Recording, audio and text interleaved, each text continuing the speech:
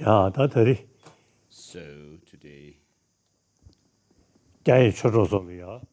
to the Dharma friends, 다시루랑 루토리. 아니, I'm giving Trot. this 맞아, 때문이다. explanatory transmission of the praise to the Buddha for teaching dependent origination, the remaining part. 가서 롱디 자연은 맨나. Did I Don't wish you quote were this? 잠깐만. So 이걸 좀 그시베 놀레스. in the Rashtrapala Sutra, it says, the empty, peaceful, unborn nature. 리포자다 걔는 집을제 세네. 다? Not knowing this, not understanding this, the beings wander in samsara, and therefore the Buddha used various means to lead them out of this condition. 가려서는 에네 동보시고 겨메베서 미시베는 로 참주와 세네. So not knowing the empty nature, the peaceful nature, and the unborn nature of things, 남다르 고숨사다 되게 which in turn teaches what are known as the three doors to liberation. So not knowing the three doors to liberation, being ignorant about it, 사제 we create karma through our desirous attachment and 대다 투싱을 anger or hatred. 리포자다 걔는 집을제 And therefore, the 어떻든 된데 compassionate one, the Buddha, 당분이 동분이 수나? 다? of course, if he had taught emptiness right from the beginning, 세다시기 사목소리. 영서로 some people would misunderstand him, saying that he is teaching about something which is nihilistic view. And therefore, he began his teaching with the Four Noble Truths.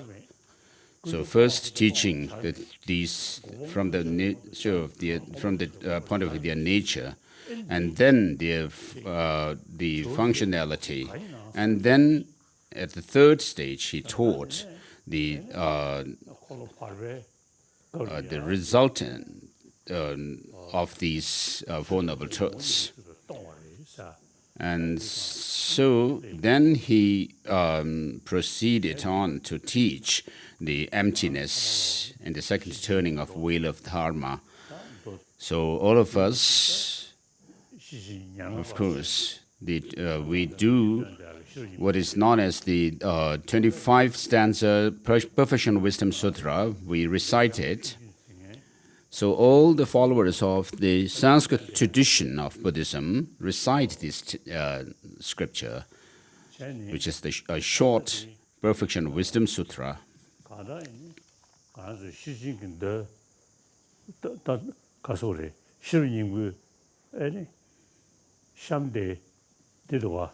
So in the Heart Sutra, it says,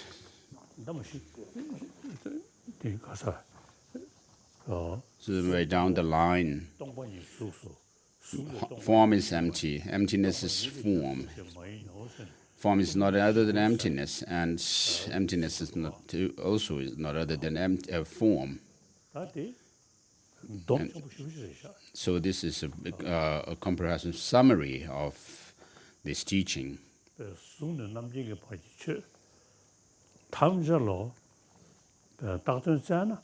So everything from form up to omniscient mind cannot be found if we search for their identity, what is designated object. But they do appear to us as if they have some objective, independent existence. And because of clinging to such an existence, we become obsessed with attachment, anger, and so forth. And therefore, the Perfection of Wisdom teaching, its main teaching is that things do not exist the way they appear to us. And so, as it says, form is emptiness. So form, sound, color, and so forth. which we see. So if we delve into their nature and try to find or search for their identity, we cannot find them. So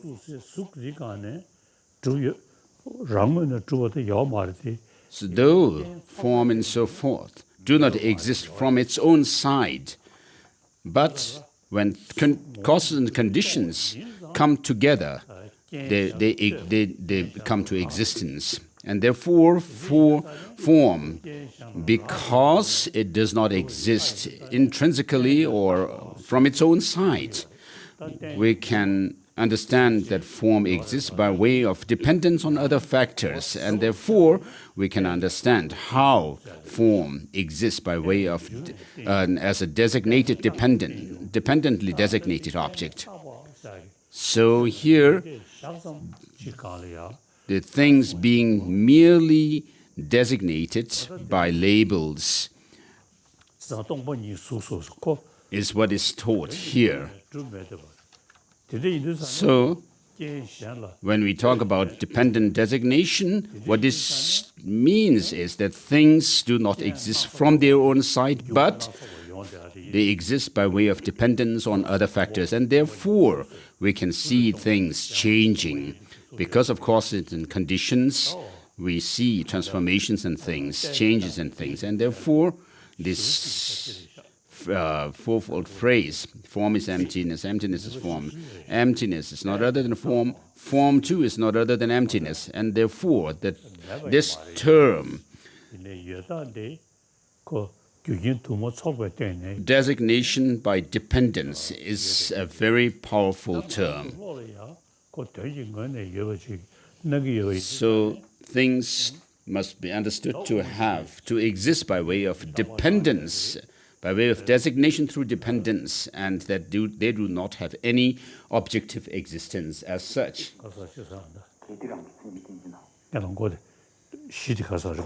So, as I usually quote from the Madhyamakavatara, if the intrinsic characteristic of things were to arise dependently, verse number 34, chapter 6.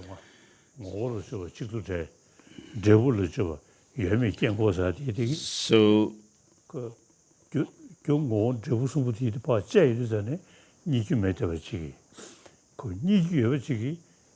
so when we do analysis of the things from the point of view, in terms of their cause, we have the diamond splinter reasoning, and then when we analyze them, their nature, we have the reasoning called the lack of one and many, and then when we examine from their fruit, we have the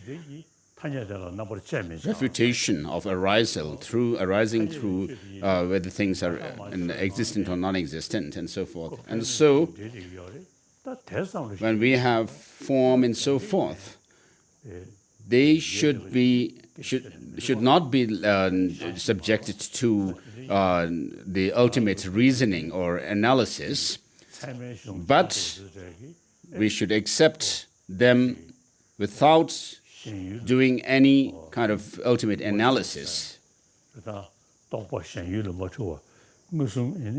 And so we talk about conceptual minds or consciousness being not mistaken with their referent object. And then the direct perceptions not being mistaken or erroneous with respect to their object of engagement.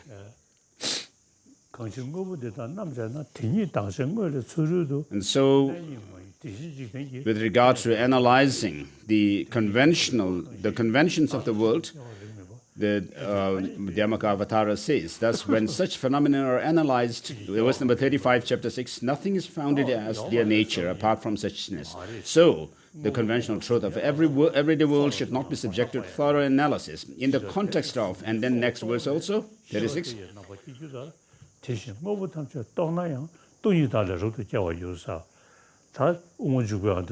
So, verse number 37. then says that, after the answers, the question, having rejected any intrinsic existence of things, then do you say that things do not exist?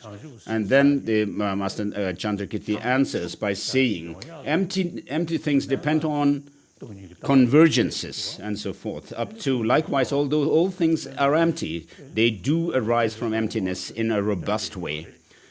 And so, on a daily basis, I do meditation on emptiness. Perhaps I'm being a little bit overconfident or proud. Verses 224 of this chapter. So I have some kind of a sense that perhaps I am approaching somewhere at the stage of the path of near approaching the path of seeing, but I am actually hoping that to reach there, but I feel that perhaps I may be near by the path of preparation. And so when we listen to the teachings and actually do reflect on the teaching of the Buddha, we can see that they are based on reason. And not only that, when you apply or integrate the teaching within yourself, it really helps you to counter the negativities within yourself. So your prayer, the Chinese prayer, which says, which has a very good meaning, which says, may all the three poisons be dispelled or eliminated. So, but this does not happen by praying to the Buddha, but by developing the wisdom, seeing the reality. And therefore you say, may the wisdom be ablaze.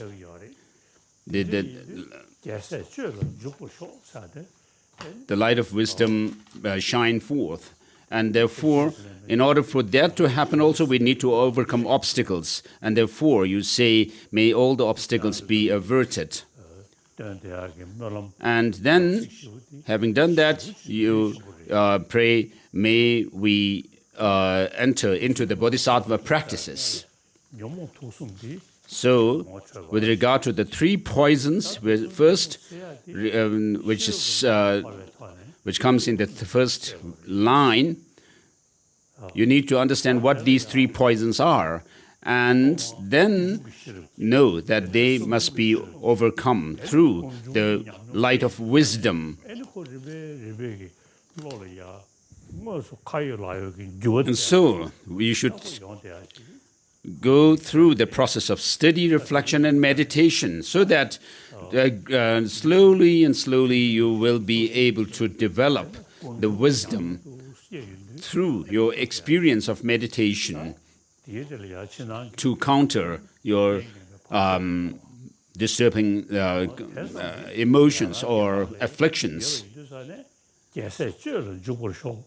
So merely overcoming the three poisons, of course, is done even in the Shravaka tradition and the Pratyeka Buddha tradition or system of path.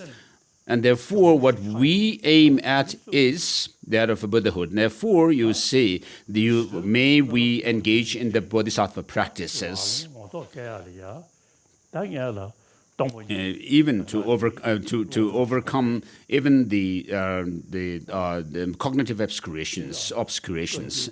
And therefore, in order to be able to be practical about this verse that you recite, you need to engage in the study of the teaching of the Buddha.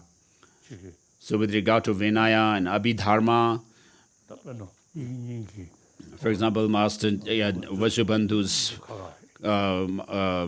Abhidhamma Kosha,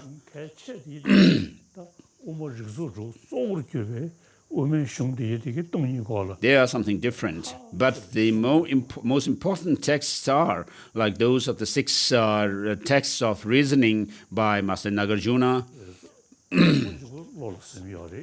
So as I have, of course, I have memorized the Madhyamaka Avatara,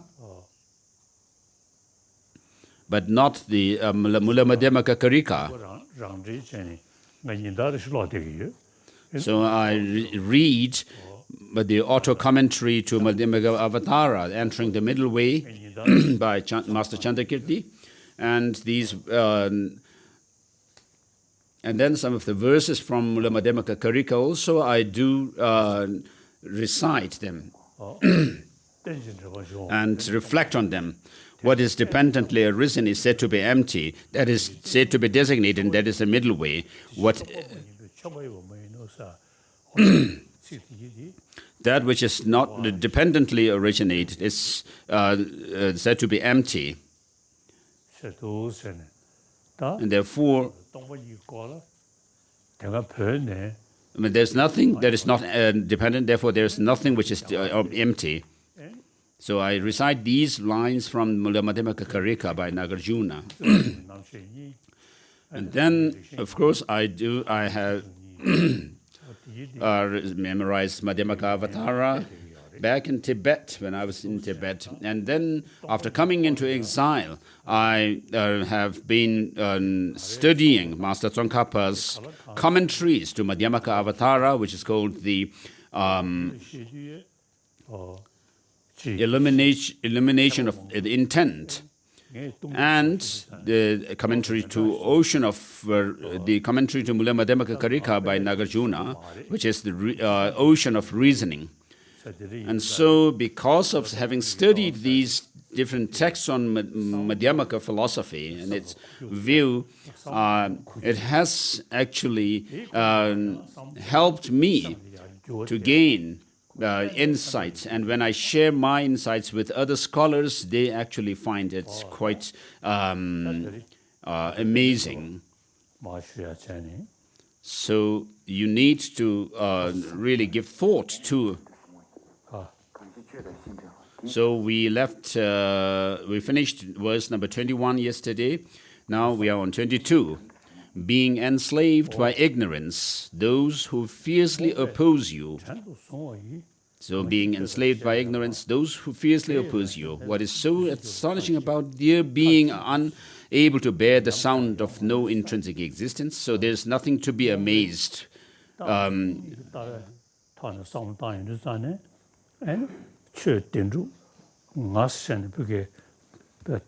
them. So when we so of course there are philosophical schools which assert a self which is permanent,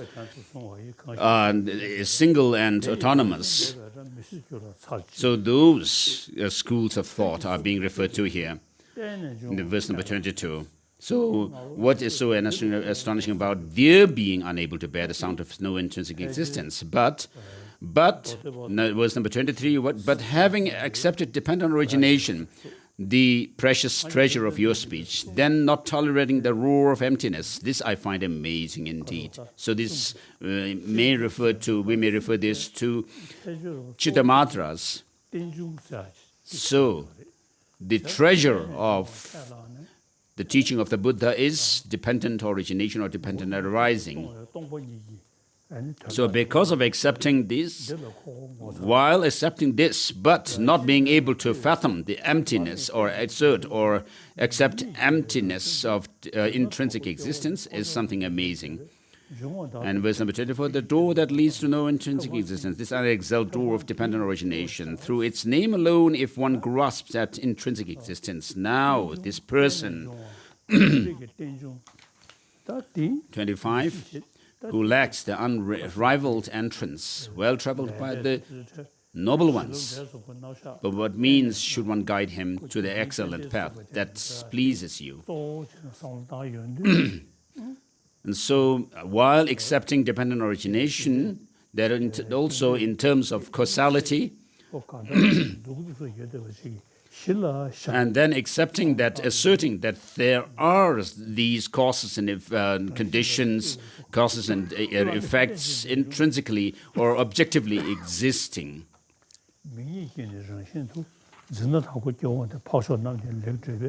So through its name alone, if you want grasp at the intrinsic existence, now this person who lacks the unraveled entrance, and then on to the, by what means should one guide him? And then verse number 26, intrinsic nature, uncreated and non-contingent, dependent on origination, contingent and created. How can these two converge upon the single basis without contradiction? So how can something which is intrinsically existent and something which is dependent and related to others, contingent about others. So whatever phenomena or things there are, if you think of them as being dependent origination, contingent and created, how can these two converge upon the single basis without contradiction? Verse number 27, therefore whatever originates dependently through primordially, though primordially free of intrinsic existence, appears as if it does possess intrinsic existence. So you taught that all this be like illusion. And verse number 28 also. So through this verse, very fact I understand, and so forth. So these great Indian masters of since the 3,000 years back, they have taught non-violence. But the non-Buddhist tradition, followers of the non-Buddhist tradition, still hold on to a self which is separate, distinct from the psychophysical aggregates, which is also, this self is permanent, single and autonomous.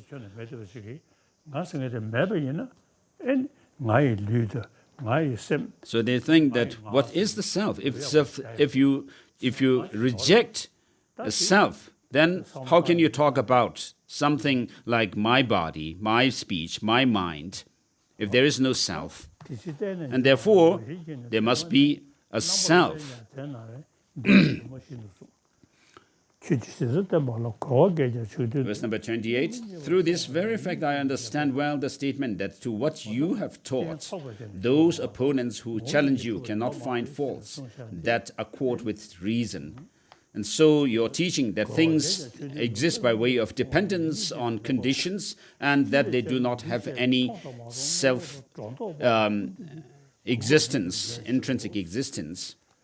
Why is this so? Because by declaring these chances, by reification and denigration towards things seen and unseen are made most remote. And so when we say things arise through dependence, though they appear to us as if they have some objective existence, and therefore that is the reification. But if you say things do not exist at all, that is a nihilism or denigration. So in the Chögyam Lama Rinpoche's Pelmartöpa, which is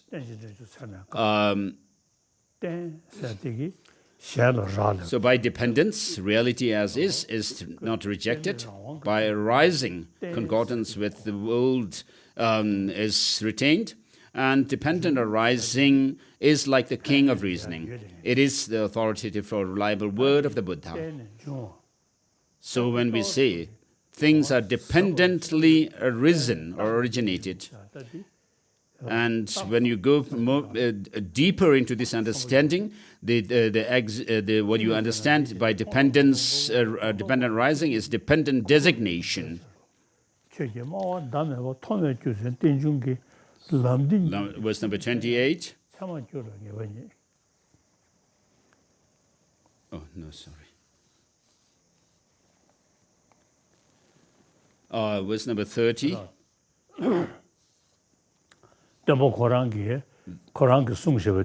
So the Buddha himself has actually told us to examine his teaching, to investigate, critically check his teaching, and not just take his words out of faith.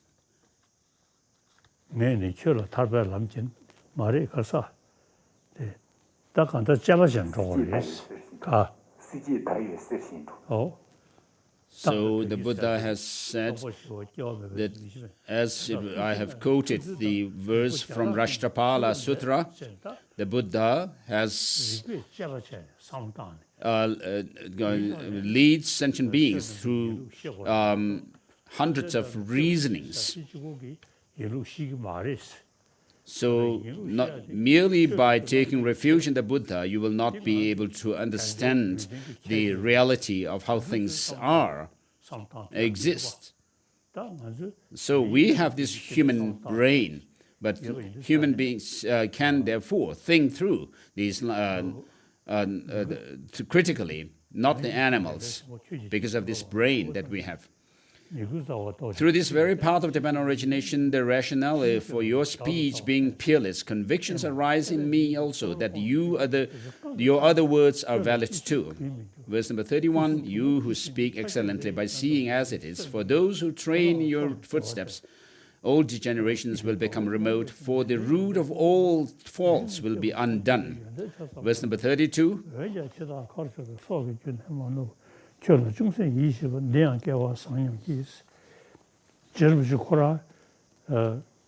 so down to verse number 36, read.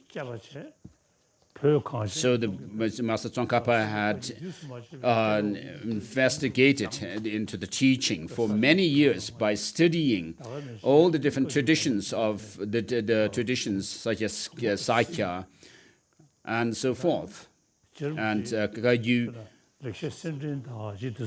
So if you read Master Tsongkhapa's Golden Rosary, which is a commentary on Abhisamaya Alamkara and Haribhadra's Sphotartha, you will find that regarding his philosophical view of the Madhyamaka, there is some kind of a tinge of the Shendong view. So Manjushri had actually scolded Tsongkhapa once. So Rinpoche around that time was giving very extensive teachings to his students. And Manjushri advised him to go into retreat and do purification and purification of negativity and accumulation of merits. And Rinpoche said, I have so many students to teach, and this is really practically helpful to them.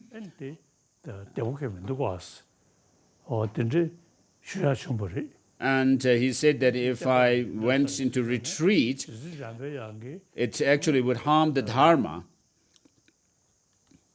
And Manjushri replied by saying, whether you would be beneficial to or harmful to the Dharma, I would know it.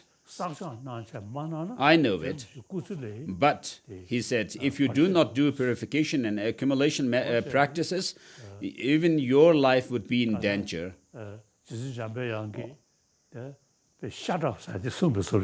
So it was like as if Rinpoche was told by Manjushri, shut up. So when Rinpoche related that he would be actually hampering his service to the Dharma and sentient beings, Manjushri told him that he must go into retreat to do the practice of purification of negativities and accumulation of merit and wisdom. And so he went into retreat and went to Ulka and to live in solitude. And he did practice of purification through the practice on the 35 Buddhas of confession and so forth. And then one night he had this dream of Master Nagarjuna surrounded by 5 disciples, and one of them touched a text scripture on Rinpoche's head. So there was Master Nagarjuna in the center, and surrounded by his disciples, such as Aryadeva, Bodhipalita, and so forth. And one of them was said that he was Bodhipalita, who had a dark complexion, and said that this is Bodhipalita commentary, and touched it on his Rinpoche's head. And he was he had a very old, he looked very old also. And so that's the next morning. So reading the Bodhipalita commentary, which was commenting on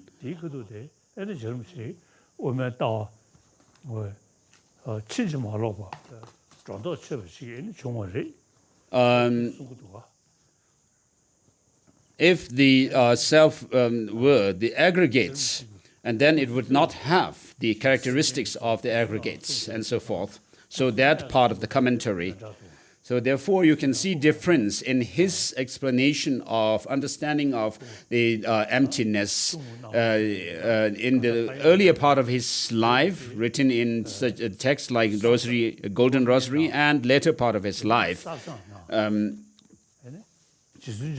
therefore, Rinpoche, although having done extensive studies, and he was not still satisfied with that.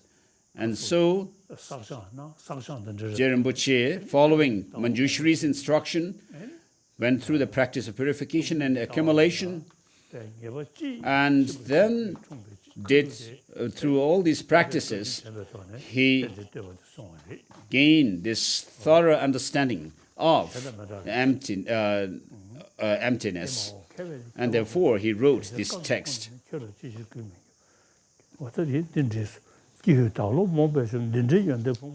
So alas, verse number 35, my mind was defeated by ignorance. Though I've sought refuge for a long time in such an embodiment of excellence, I possess not a fraction of his qualities.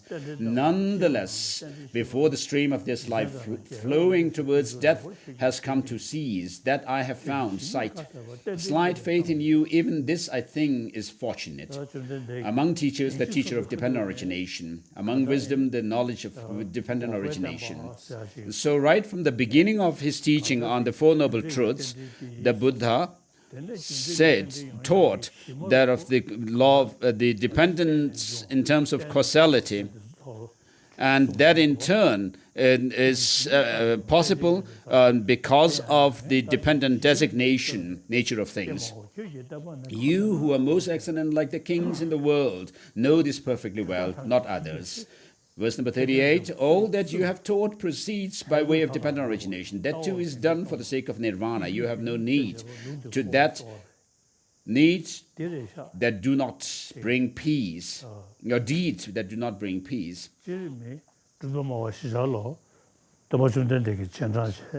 So all the 4 Buddhist philosophical schools, of course, are followers of the Buddha.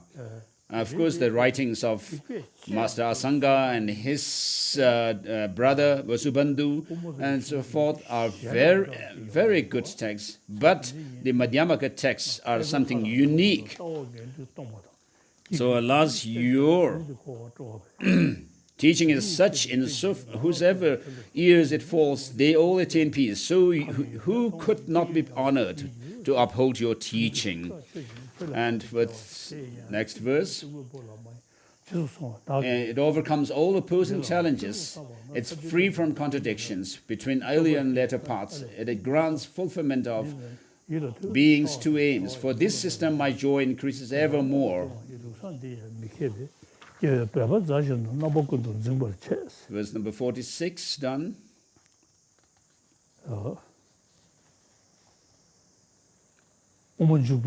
So in Madhyamaka Avatara, it's very clearly mentioned.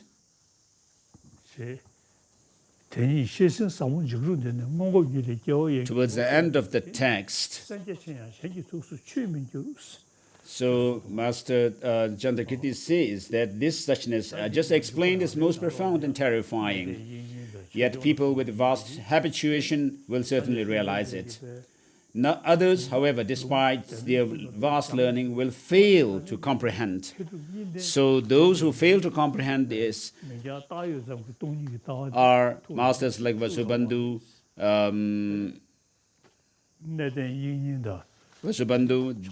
Dignaga, and Dharmapala. So they have not gained insight into this mere nominality in terms of dependent designation, in terms of dependent origination. They have not understood it. And therefore, Master Chandrakirti asks whether they have abandoned it or not. He says, I would say yes. And then he goes on, thus seeing those other traditions as constructed by the author's own mind, as akin to the treatises that set forth propositions on self-forsake admiration for treatises and systems contrary to this one.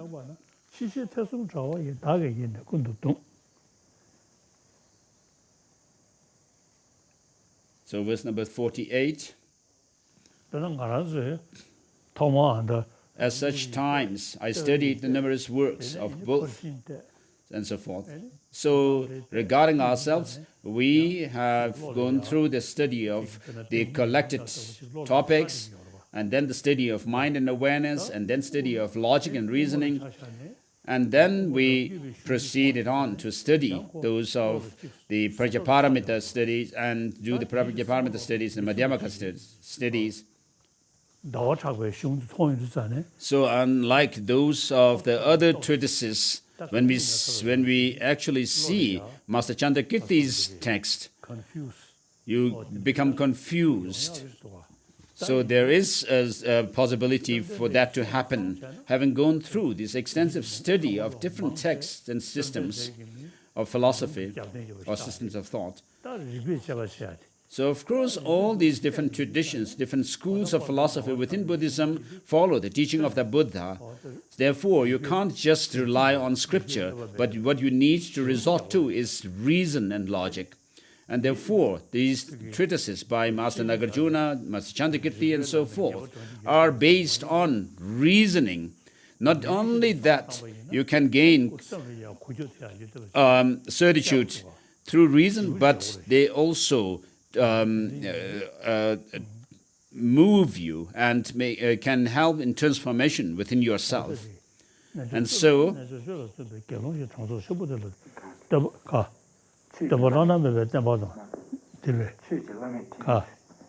verse number 49, the night lily grove of Nagarjuna's treatise, the Nagarjuna whom you prophesied, would unravel your unexalted vehicle as it is, shunning extremes of existence and non-existence. So first,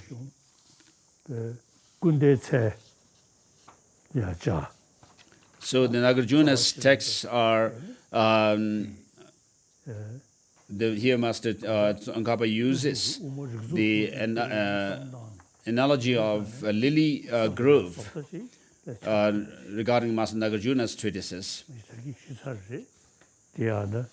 So as I have already explained, Master Nagarjuna says, what is dependently arisen is said to be empty, that is said to be designated, and that is the middle way. There's nothing which is not dependent, therefore there's nothing which is not empty. And so this were lily grove of Nagarjuna's treatises.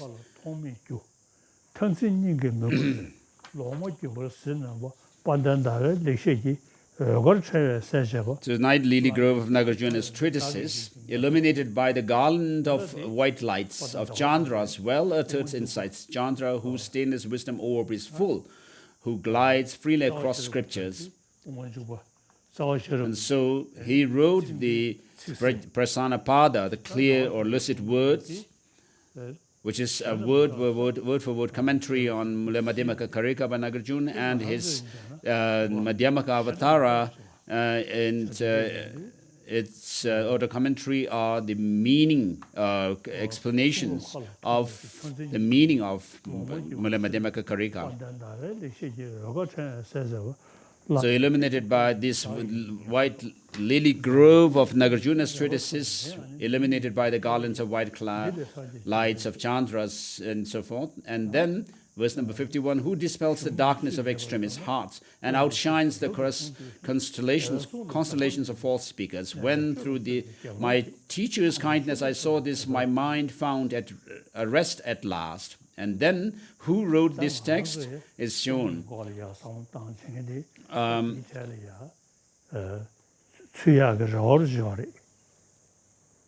Then verse number 52 says, of all deeds, your speech is supreme. Within that too, it is this very speech. So the wise should remember the Buddha through this teaching of divine origination.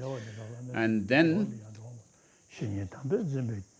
following such a teacher and having become a renunciate, having studied the conqueror's words not too poorly, this monk who strives in the yogic practices, such is the depth of his reverence to the great seer. So this shows the author, Tsongkhapa.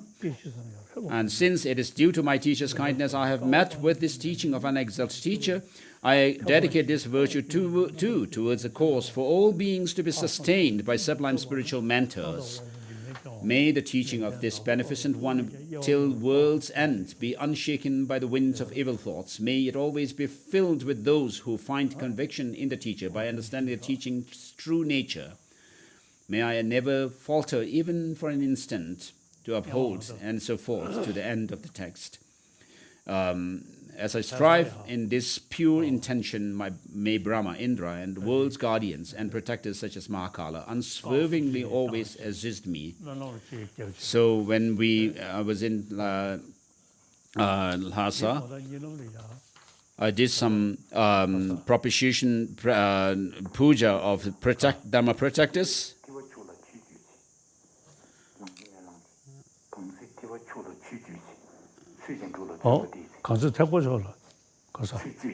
And then that night I had a dream.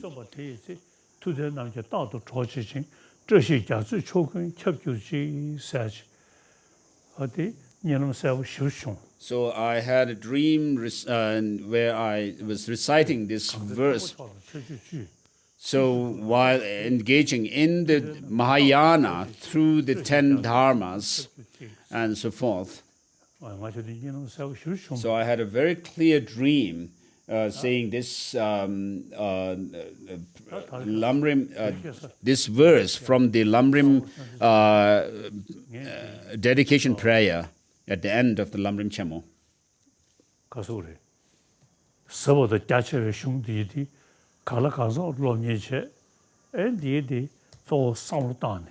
So having studied the great texts, and also having done quite an extensive reflection and meditation on these teachings, so today, regarding the Dharma, and particularly the Nalanda tradition that we follow, which is very compatible with modern science. So when I strive in this practice of this tradition,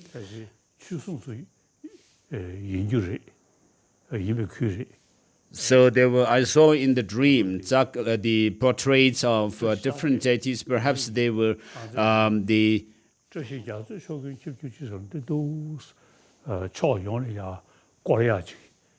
So the portrait of some deities, perhaps they were the, and the room was full of, surrounded by the protected these portraits, which must be the pictures of the Dharma protectors. And so may this auspiciousness spread everywhere is the line when I was saying this and actually moving the portrait or the picture in my hand in all directions. And so this maybe have to do with the situation today that I have been able to help the world through this tradition that we follow, the Nalanda tradition. So this hymn entitled Essence of Well-Uttered Insights, praising the Untitled Teacher, the great friend of the entire world, even to the unfamiliar, for teaching the profound dependent origination, was composed by well-read monk Losang Dragwe Pel, and so forth. So next we have question and answer. Question number 1, Geshe Tenzin Lawson, please. I'm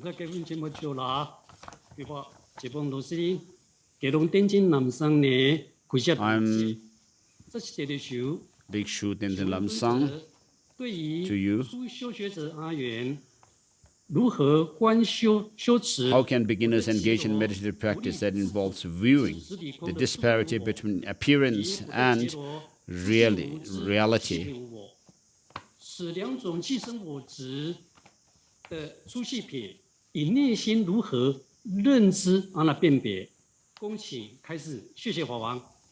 Thank you, Your Holiness. Thank you. So the disparity between appearance and reality, even the quantum physicists talk about it. Of course, they refer to the external objects. Though things appear to have some objective existence from their own side, but they are merely our mental projections, they say, these scientists say. So we can actually explain it on the basis of such explanations, this disparity between the appearance and reality.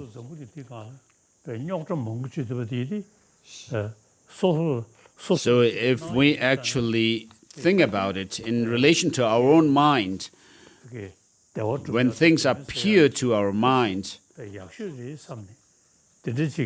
so we feel that what I see or grasp at or is the best way to serve the world, but the reality is something else.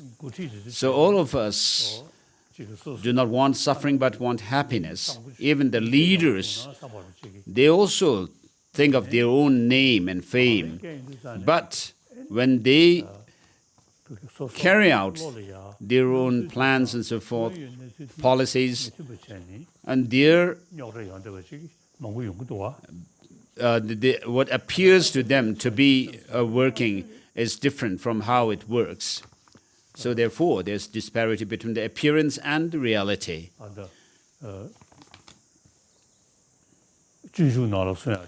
So what is said in Shantidevas, unless you exchange your joy and happiness with the suffering of others, live alone, reaching Buddhahood, even in samsara there is no happiness. Whatever suffering there is in the world comes from wishing others to be happy. Whatever suffering there is in the world comes from wishing oneself alone to be happy. What need is there to say more? Look at the difference between the Buddha and the childish sentient beings who are selfish.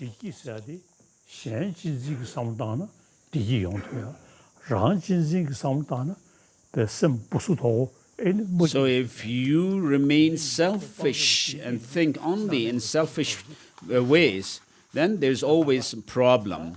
If you remain altruistic, wanting or wishing others to be happy and so forth, you are open 탄예배 남샤가 돈에 샤베 이나야. So 소수지고 in terms of 어. conventions, also in terms of our worldly convention, if you think about, think only selfishly, you would be the loser. Just as it said, whatever suffering there is in the world, all come from wishing oneself to be happy, and whatever happiness there is in the world, all come from wishing others to be happy. And therefore, of course, it may appear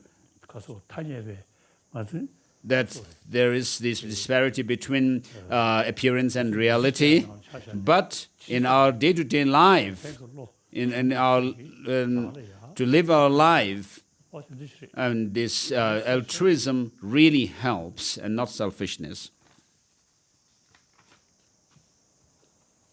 Next question, please. 第二问题，请普智比丘僧团提问。Question number 2, please.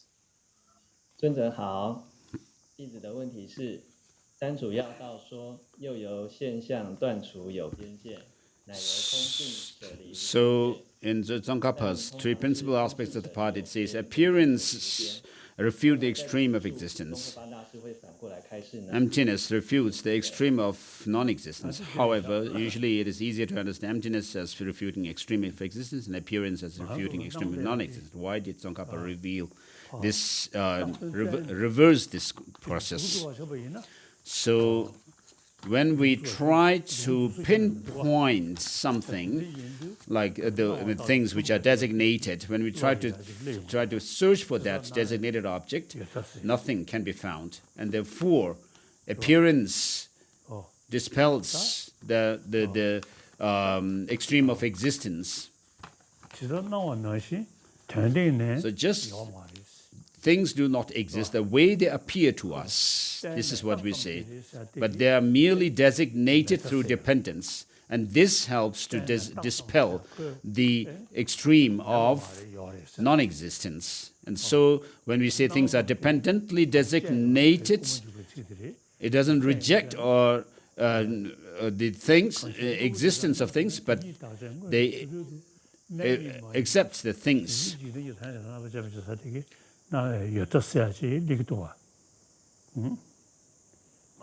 So in Master Chandrakirti's text, it says in verse number 36, chapter 6, 36, chapter 6, in the context of suchness and so forth.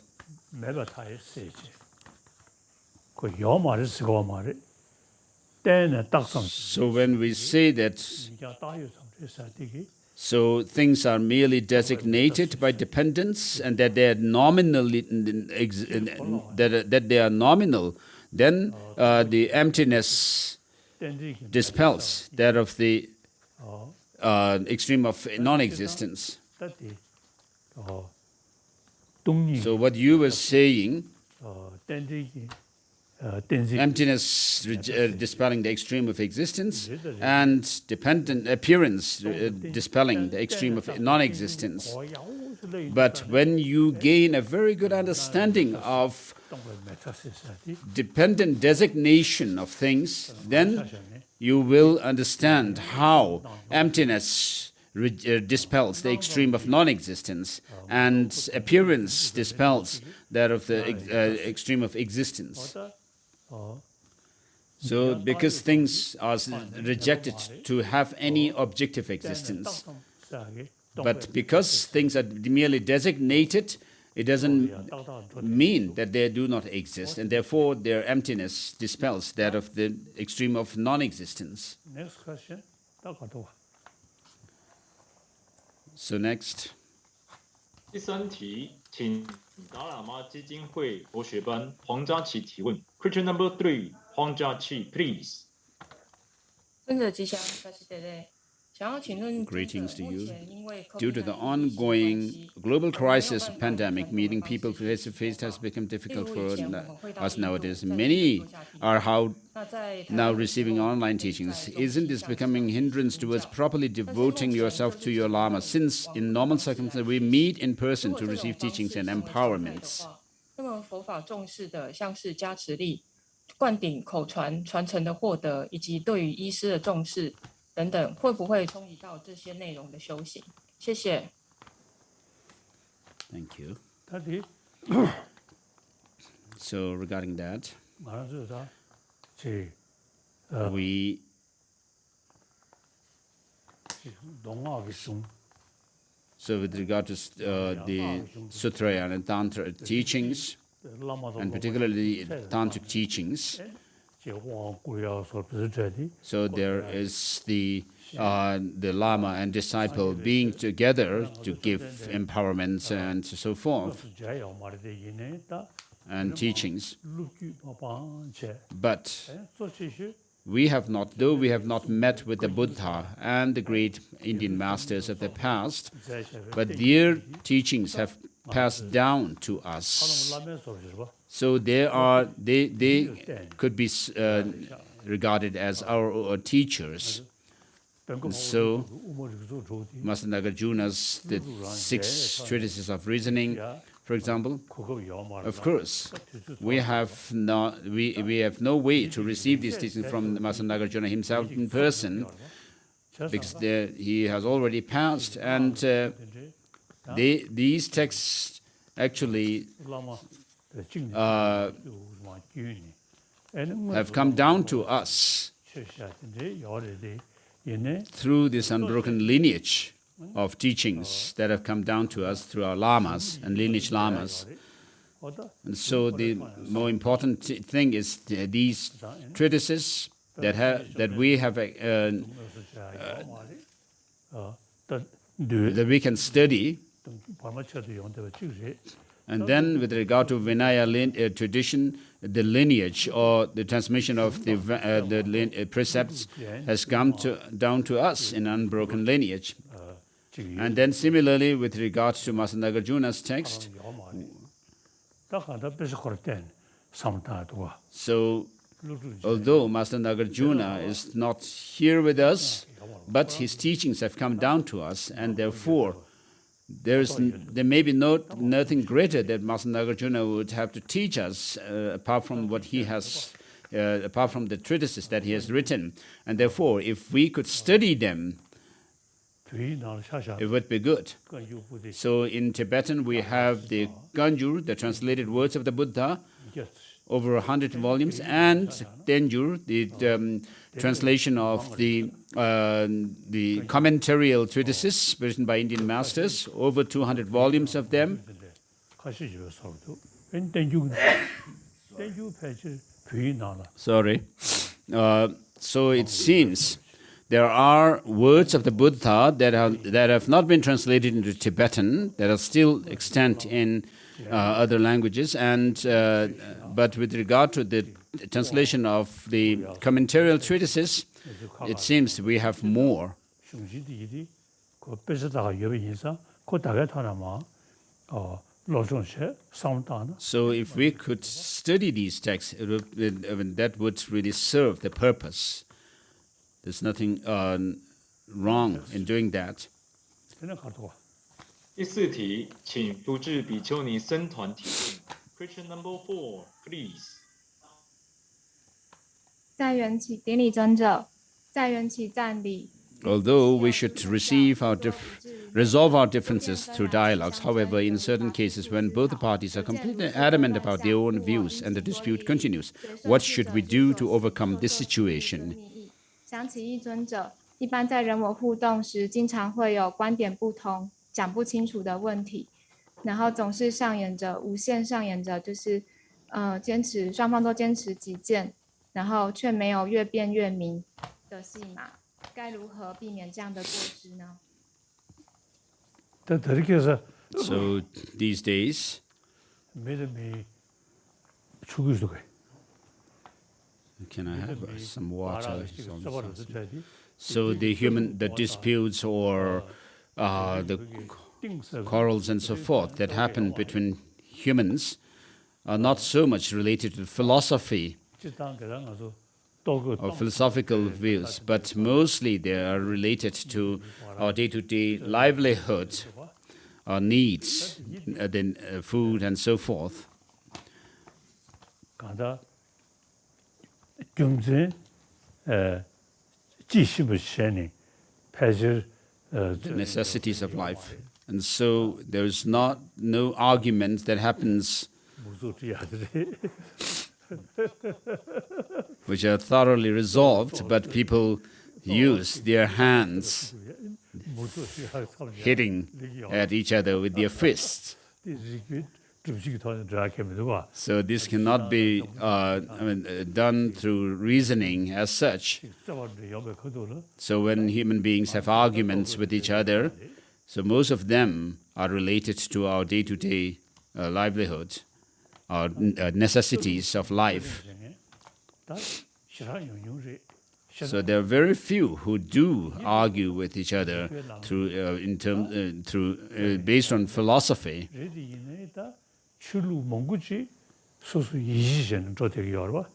And then there are many of the religious traditions are based on faith, like Christianity, Islam, and Judaism.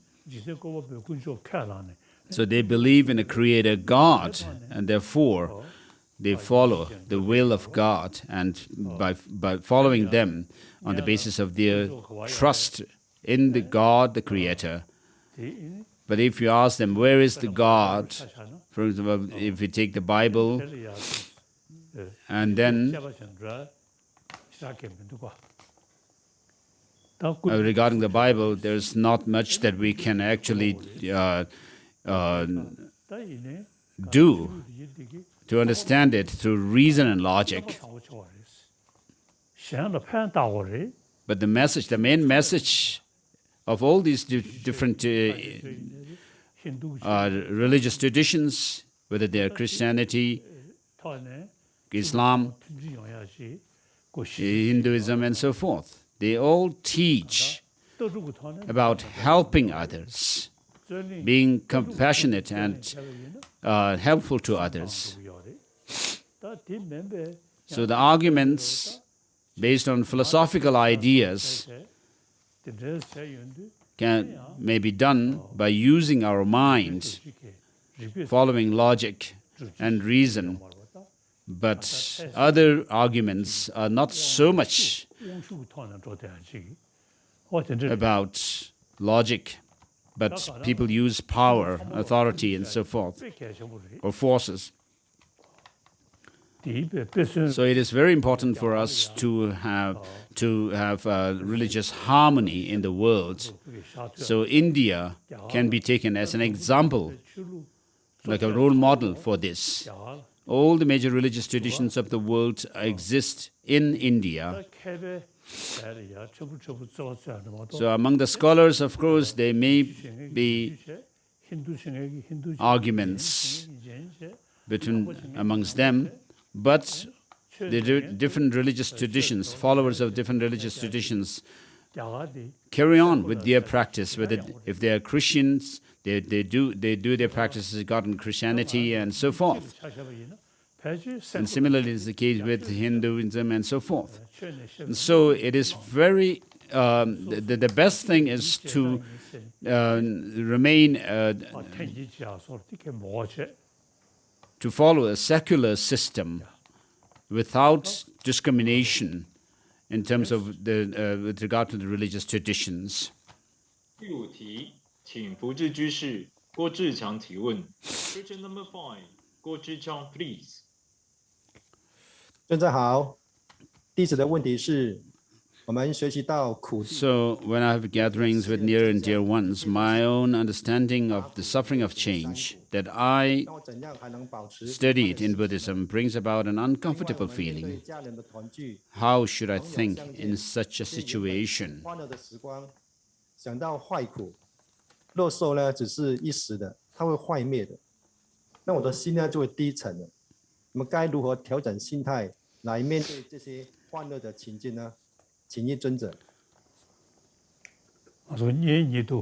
So the near and dear ones, or with regard to couples and parents and relatives,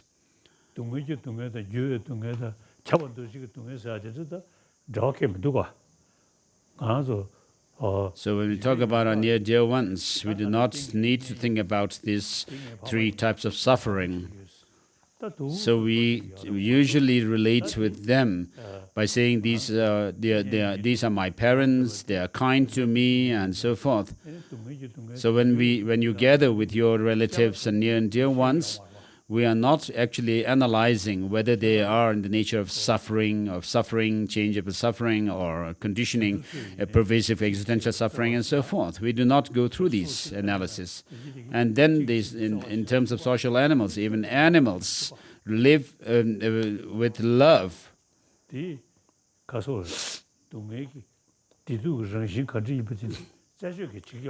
So they do not actually go into the deeper meaning of what suffering is, and so forth.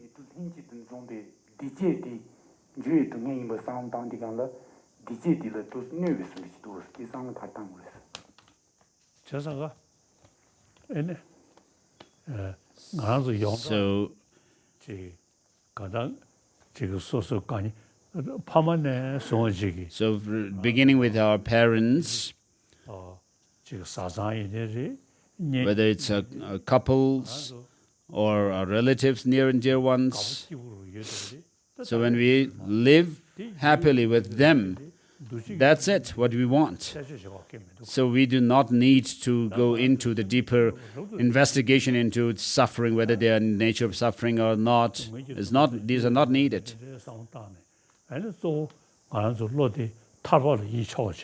But as religious practitioners, our mind, what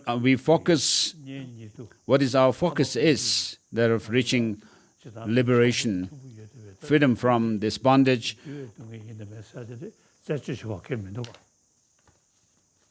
So when you gather with your near and dear ones, there's no need to do this kind of investigation into whether they're in the nature of suffering or not. So of course, what we consider as being pleasant or happiness and so forth are more or less changeable suffering.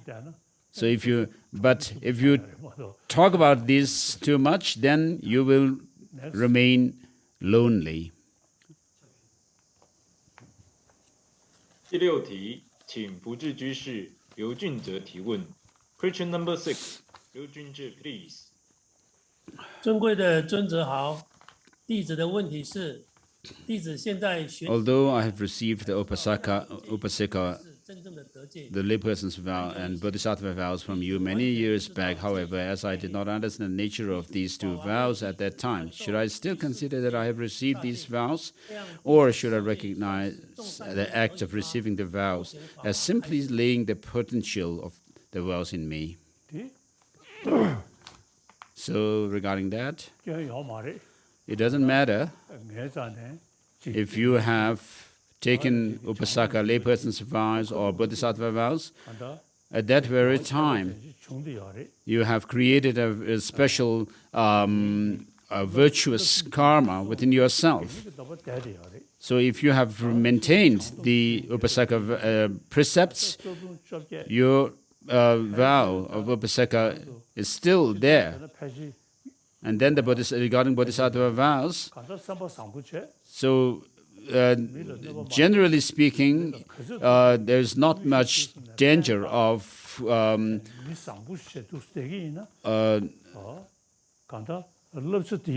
going against the Bodhisattva vows. But the main important thing that you have to keep in mind is to be of help to others, thinking of helping or benefiting others and not hurting or harming them. And so the special potential of a virtuous karma that you have left in your mind is enough. 第7题，请中华民国果硕普利协会李立成提问。Question number 7， 李立成 please。顶礼尊者，扎西德勒。请问尊 So 者， greetings to you. 您每天是如何思维空性？ Your Holiness advises us to think of dependent origination and emptiness daily. How can we integrate these in our daily life? 祈请尊者长久住持常转法轮，也希望尊者能早日莅临台湾，我们大家都很想念您，谢谢您，感恩。So, as we have already, I've already said, when you say this prayer, may the three poisons be dispelled, and may the light of wisdom be ablaze, and may we not have obstacles, and may we engage in Bodhisattva practices. And so if you reflect on this verse, what you will understand is that you need to have developed the wisdom light in order to eliminate those of the three poisons. For that, you need to think about how things are dependently originated. And furthermore, you need to think about bodhicitta. Regarding myself, as soon as I wake up, I reflect on Bodhisattva vows and take Bodhisattva vows. So it is not about whether somebody is in front and nearby you or not, but I think about all sentient beings. In order to fulfill the interests of oneself and others, may I generate bodhicitta. So for oneself and for others, for the short term as well as the long term, and for the accumulation of merit and to purification of negativities, it is the bodhicitta that I think of helping with these. And so, to fulfill the aims of oneself and others, I generate bodhicitta, and so on a daily basis. And then I recite this text in praise of dependent origination, and then think, reflect on certain lines from Nagarjuna, and then think, where am I? Or who am I? As Nagarjuna says, a person is neither the earth, fire, and so forth, the six elements. Apart from this, what else is a person? And then he goes on to say, a person is a constitution of the six elements, and so forth, and therefore does not exist truly. And similarly, these elements also, the water, fire, and so forth, are constituted from others, and therefore they too do not exist truly. And therefore you can see this, although we have the sense of an I, if you actually check where this I is, you cannot find it anywhere, you cannot pinpoint this I. Although when we become angry, we have a strong notion, as if there is a solid I or me there. But when you're raging with anger, this happens. But when anger has subsided, when you reflect in retrospect, you see, that I that appeared so solidly existing is not there. And therefore, when you search for the identity of yourself, the person, you will not find anything. But what you should understand is that this I or me is merely designated. The second last question, please.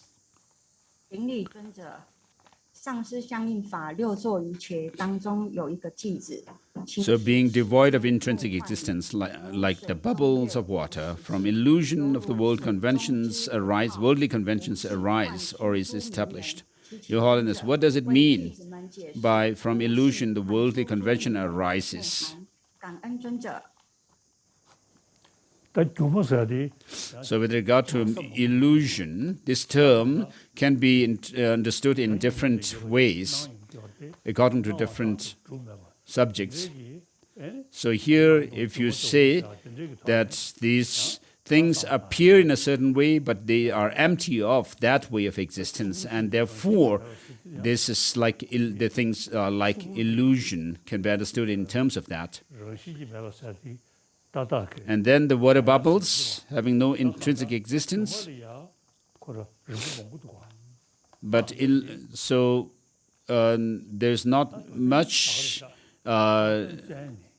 interpretation for this one, but with regard to illusion, there are different degrees of understanding it. One way is when we search for the designated object that is designated, you cannot find anything being this and that, and therefore the things are like illusion. But it doesn't mean that the things do not exist. The last question, Lin Jia-xun, please. 但是顶礼尊者，弟子想问尊者说，如果上师说了一做法， So when we do not understand the concept as explained by Lama, should we listen to the teaching over and again from the same Lama with fervent prayers, or is it better to rely on an explanation by someone else? 想问尊者说，哪一种方式才是对自身的学习劳益是最大的？谢谢。 Okay. So if there's something that the Lama has said and that you do not understand right away,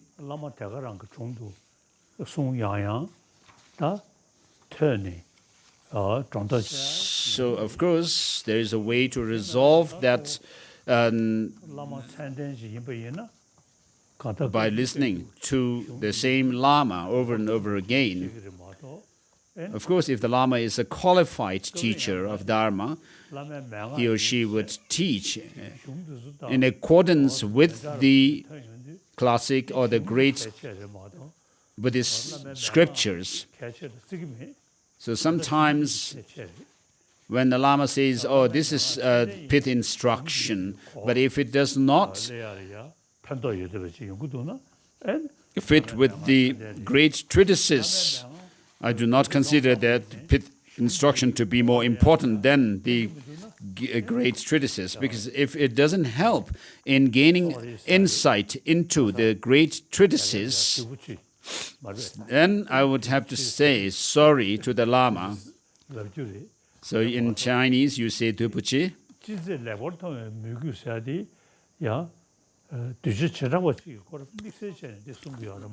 So when we talk about seeing the Lama, whatever the Lama does as being pure, has to be understood within a certain specific context of a specific kind of a disciple, and not for everyone. And therefore, even though your Lama may say something, you need to check them and not just take that for granted. So as 21st century Buddhists, we should be more of the follower of reasoning. In other words, those with sharper faculty and following reason, and not those with inferior faculty or dull faculty who follow on the basis of faith alone. And so in the 21st century, and following the Nalanda tradition, we need to follow the teaching through critical analysis into the teaching. So following the Lama's words, just following the words of the Lama without any analysis or is following him through faith. So you need to check out with reason. If there's not reason, then there's not much weight to it.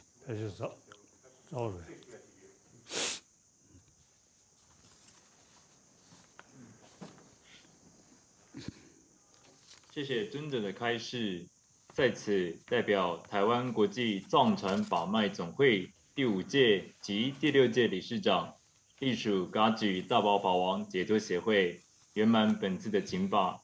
我们诚挚的向尊者您献上最高的祝福，祝您法体安康，法轮常转。希望明年的此刻，我们能够在台湾亲自在您的座下学习，除了学习之外，能够亲自见到您，是我们最大的喜悦。祈愿那一天的到来，我们再见。We look forward to seeing your Holiness next time. Have a great day. Goodbye. 야, 가사 러브 너시리. So as I said yesterday, we did all-encompassing yoga mind yesterday, but today in conclusion, also we'll do the same all-encompassing yoga mind. As it is said in the praise to the dependent origination, Master Tsongkhapa, Master Nagarjuna has said things are designated by dependence, and that things do not have any essential existence in and of themselves. So think about that first, and then all of us do not want suffering but want happiness, even down to the smallest insects. It is the same.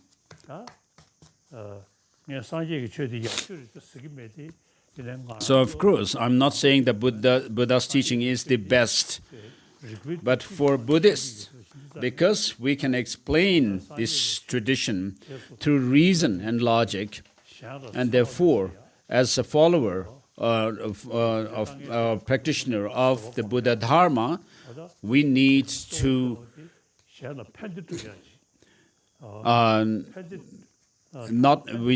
we should not harm others, and also show patience when others try to harm us.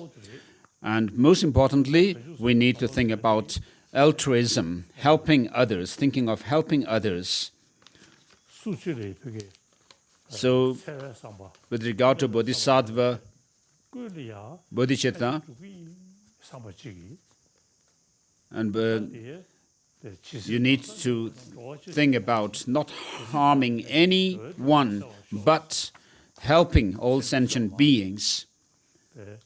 So just as the prayer says, as long as space endures, as long as sentient beings remain, may I too abide to dispel the miseries of the transmigrators. So from now on, throughout my lifetimes, what I have is, what I should do is to help others and not harm anyone. And so, having found this human life now and having met with the Buddha Dharma, you are all my Dharma friends. And regarding myself, I take Bodhisattva vows daily, and therefore, as Dharma friends, my Dharma friends, you, if you take Bodhisattva vows and go about with your practice, then you will be my true disciples or Dharma friends. The Lama takes Bodhisattva vows on a daily basis and think of altruism daily. But if the disciples do not pay much attention to these two, the view of emptiness and bodhicitta, you will not be my trusted Dharma friends as such. And so, as my Dharma friends, please think, for the sake of all sentient beings, think like this, for the sake of all sentient beings, in this life, as a human being, I will cultivate bodhicitta, so that I will be able to have the experience with effort and without effort eventually. And so generate bodhicitta with this understanding, please.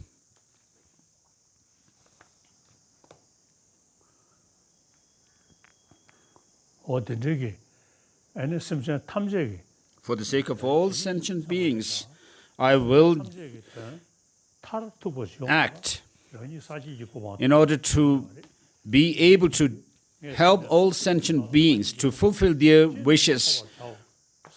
You need to become a Buddha, and therefore have this determination to have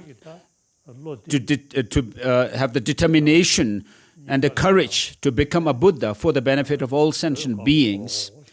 So this bodhicitta, which is focused on enlightenment, now transforms into a moon disk at your heart, a white moon disk. And now check, where is this I who wishes to become enlightened? The Buddha himself. As Nagarjuna says, the Tathagata is neither the aggregates nor distinct from it. It is not based on it, nor they are based on it. Him. The Tathagata does not possess the aggregates. What else is Tathagata? And so through this fivefold reasoning, if you search for the Tathagata, where is the Tathagata? You cannot find him. So simply put, do we refer to the Buddha to his body or speech or mind? Is his body the Buddha? Is his mind or speech the Buddha? So none of these are the Buddha as such. And so, as this verse from Mulamadhyamaka Karika says, the Tathagata is neither the aggregates nor distinct from it, is not based on them, nor are they based on him. The Tathagata does not possess the aggregates. What else is the Tathagata? So this final enlightenment, that is our final goal, just check the nature of it. And so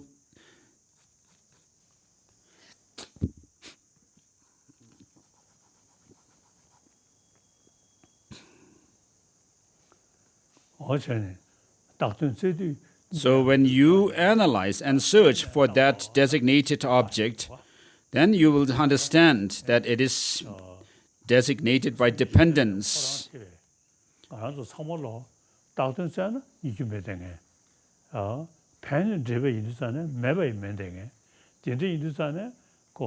So, Buddha and so forth do not exist when we put them under the test of analysis, when we analyze them within the designated objects. But that does not mean they do not exist. They do exist by way of dependence. And therefore, think that everything is empty of any essential existence. And therefore, meditate on emptiness. And that meditation, the mind which is absorbed in emptiness, transforms now into a Vajra, white Vajra, standing on the moon disk at your heart. This Vajra, white Vajra, is five-spoked. And so, just think that nothing whatever exists intrinsically. And so you are my disciples. You can consider me as my Dharma friends, and you can consider me as your guru. So I do these two practices comprised in this all-encompassing guru yoga mind. And as I recited this verse from verse number 22, 24, 25, and 26 of the 6th chapter of Madhyamaka Karika.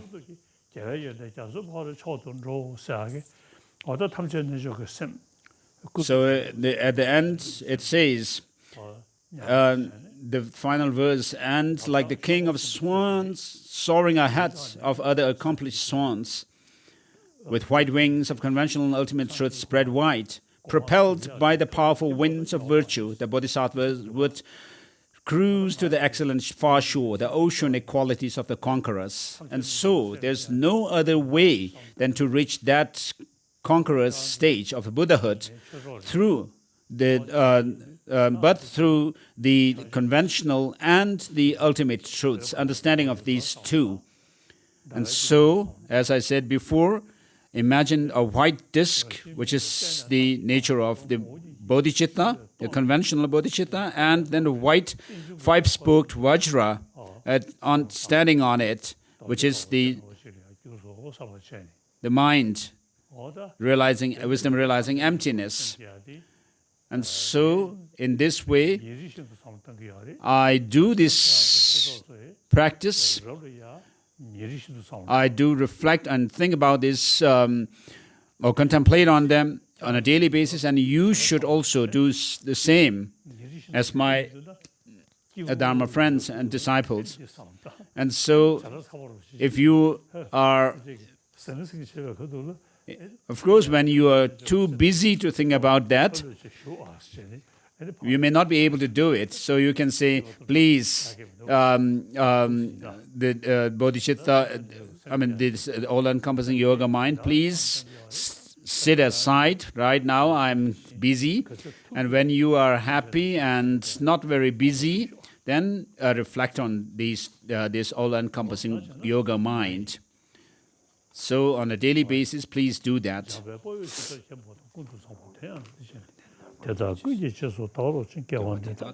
This is dedication prayer from the